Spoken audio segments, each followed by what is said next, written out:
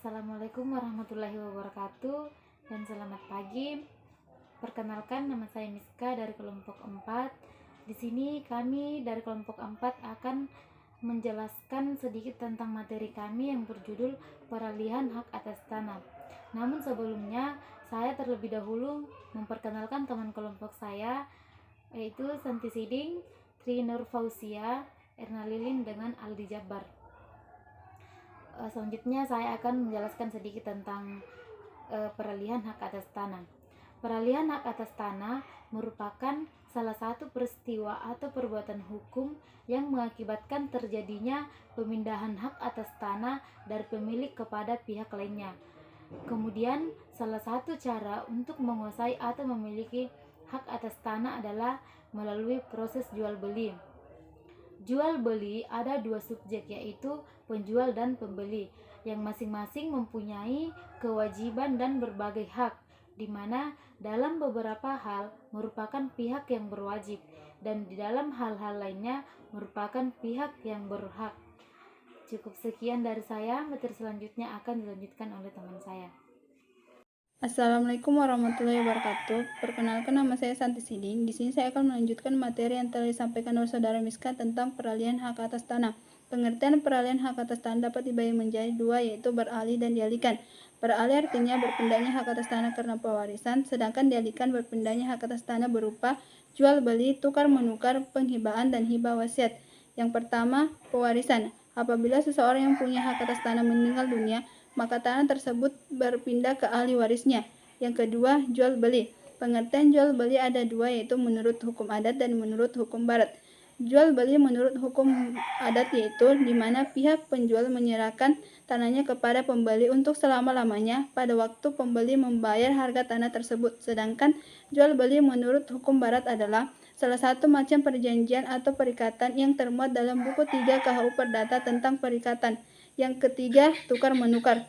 Dalam perjanjian hak atas tanah, ada pembeli yang menyerahkan sejumlah uang dan ada penjual yang menyerahkan hak atas tanahnya. Nah, maka dalam tukar menukar, suatu pihak yang mempunyai hak atas tanah menukarkannya dengan barang atau tanah kepada pihak yang lain. Yang keempat, penghibaan. Penghibaan merupakan seseorang menyerahkan hak atas tanahnya secara percuma-cuma tanpa dapat menariknya kembali. Kelima yaitu hibah wasiat, yaitu suatu pemberian yang dinyatakan ketika memberi itu masih hidup tetapi pelaksananya yang memberi telah meninggal dunia. Assalamualaikum warahmatullahi wabarakatuh. Perkenalkan, nama saya Erna Lilin, perwakilan dari kelompok 4. Baik, saya akan melanjutkan materi yang sudah dibawakan oleh saudari Santi, yaitu tentang peran PPAT dalam peralihan hak atas tanah. PPAT yaitu pejabat umum yang diberi kewenangan untuk membuat akta-akta otentik mengenai perbuatan hukum tertentu, mengenai hak atas tanah atau hak milik atas satuan rumah susun. Selanjutnya yaitu macam-macam PPAT menurut Peraturan Pemerintah Nomor 37 Tahun 1998 dibagi menjadi dua, yaitu PPAT sementara dan PPAT khusus. PPAT sementara yaitu pejabat pemerintah yang ditunjuk karena jabatannya untuk melaksanakan tugas PPAT dengan membuat akta PPAT di daerah yang belum cukup terdapat PPAT. Sedangkan yang kedua yaitu PPAT khusus. PPAT khusus yaitu pejabat Badan Pertahanan Nasional yang ditunjuk karena jabatannya untuk melaksanakan tugas PPAT dengan membuat akta PPAT tertentu, khusus dalam rangka pelaksanaan program atau tugas pemerintah tertentu. Itulah materi yang dapat saya bawakan dan selanjutnya akan dibawakan oleh saudari Tri Nur Fauzia. Assalamualaikum warahmatullahi wabarakatuh. Perkenalkan, saya Tri Nur Fauzia. Di sini saya akan melanjutkan materi yang telah dibawakan oleh saudari Erna, di mana tugas PPAT yaitu melaksanakan sebagian kegiatan pendaftaran tanah dengan membuat akte sebagai bukti telah dilakukannya perbuatan hukum tertentu.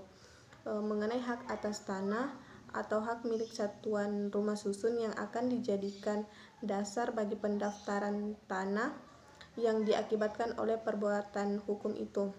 Perbuatan hukum sebagaimana yang dimaksud pada pasal 2 ayat 1 Peraturan Pemerintah Nomor 37 tahun 1998 adalah sebagai berikut.